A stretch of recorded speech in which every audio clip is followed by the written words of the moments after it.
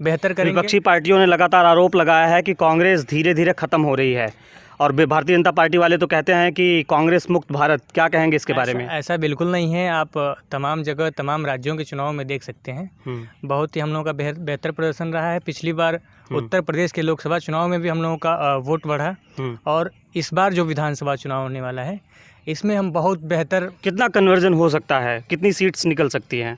सीटों का तो अभी कहा नहीं जा सकता, लेकिन इतना विश्वास है कि बेहतर करेंगे। प्रियंका गांधी जी के विश्वासों को हम लोग हटने नहीं देंगे।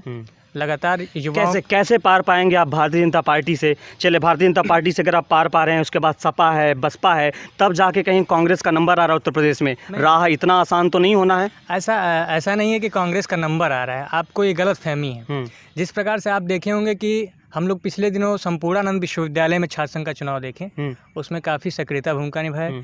महात्मा गांधी काशी विद्यापीठ में भी छात्र संघ चुनाव हुआ। इन दोनों चुनावों में आप पता कर लीजिएगा, NSUI की जो जीत रही है, महात्मा गांधी काशी विद्यापीठ में महामंत्री ऐतिहासिक रही है और उपाध्यक्ष सहित 2 पद बड़े बड़े जीते। इसके साथ संकाय पद पे भी जीते। उसके साथ आगे जब देखेंगे संपूर्णानंद में, वहाँ हम लोगों ने क्लीन स्वीप किया, जबकि वो प्रधानमंत्री नरेंद्र मोदी जी का संसदीय क्षेत्र है और वहाँ तमाम भाजपा के मंत्री, सांसद, विधायक लगे हुए थे, लेकिन फिर भी हम लोगों ने इतना काम किया है।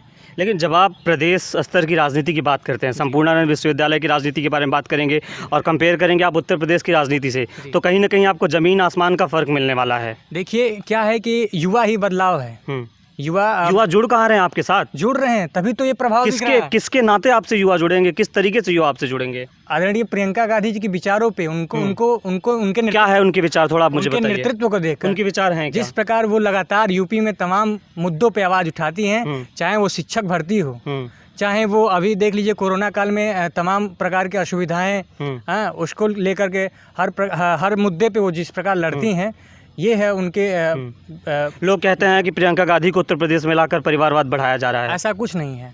राहुल गांधी और प्रियंका बिल्कुल नहीं। प्रियंका गांधी पार्टी को संभालने वाले हैं। नहीं। यहाँ हमारे कोई और चेहरा नहीं था कांग्रेस के पास उत्तर प्रदेश के लिए? उत्तर प्रदेश एक ऐसा प्रदेश है जहाँ से भारतीय राजनीति में उथल पुथल मचा रहता है। हमारे उत्तर प्रदेश का प्रदेश अध्यक्ष अजय कुमार लल्लू है, जो एक बनिए समाज से आता है।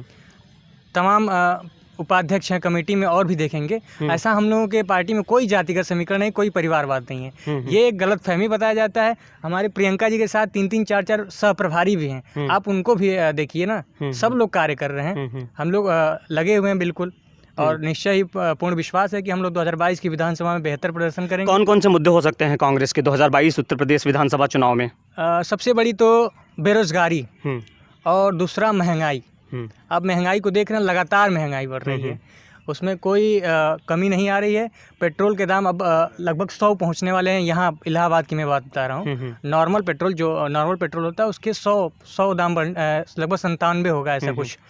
तो अगर आपकी सरकार बन रही तो आप पेट्रोल का दाम कम कर देंगे? बिल्कुल। ये एक मुद्दा रहा आपका। और कुछ मुद्दे बताइए जिनके ऊपर आप चुनाव लड़ने वाले हैं। आप ये भी देखते होंगे कि तमाम भर्तियों में जिस प्रकार से भाजपा सरकार में धांधली घोटाले आते हैं, इन धांधलियों को रोकने का प्रयास। कांग्रेस के टाइम में धांधली नहीं था? बिल्कुल नहीं।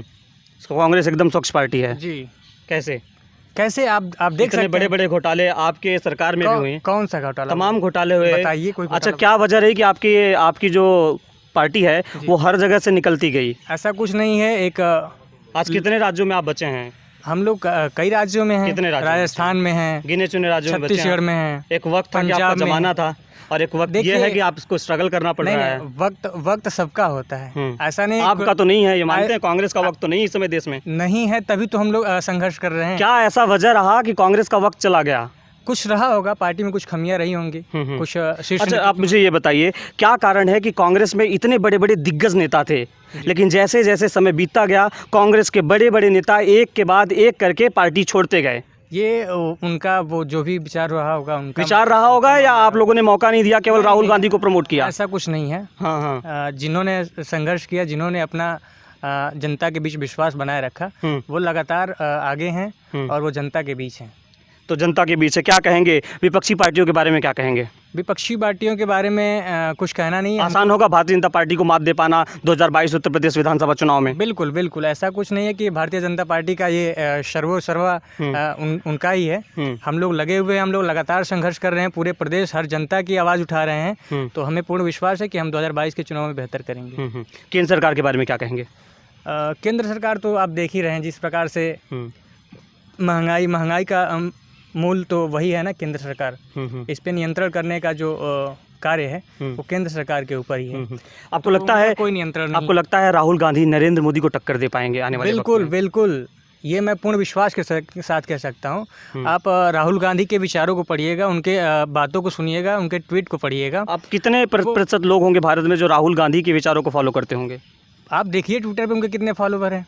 कितने हैं? हाँ, लगभग 19 M है, 19 मिलियन जी, लगभग 19-20 मिलियन है।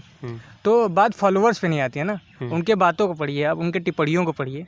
हाँ, उन्होंने जिस तरीके से कोरोना काल को पहले भी सचेत दिया था, चूँकि उनकी बातों को न सुनते हुए भारतीय जनता पार्टी सरकार ने, जो नरेंद्र मोदी की सरकार ने उनकी बातों को न समझते हुए जिस प्रकार की असुविधाएं जनता के बीच लाई, जिस प्रकार से मतलब कोरोना को एक कहर की तरह फैला दिया, इससे तमाम जनता परेशान है।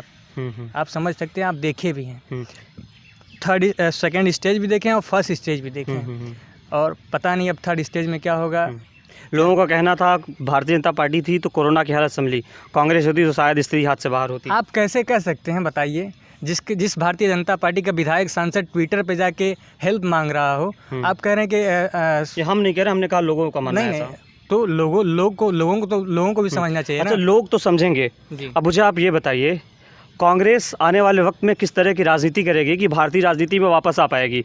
भारतीय जनता पार्टी लगातार वार करती रहती है कांग्रेस मुक्त भारत, देखिए कितनी सच्चाई इस बात में? उनका कहना अपना है, दिल से बताइए कितनी सच्चाई इस बात में?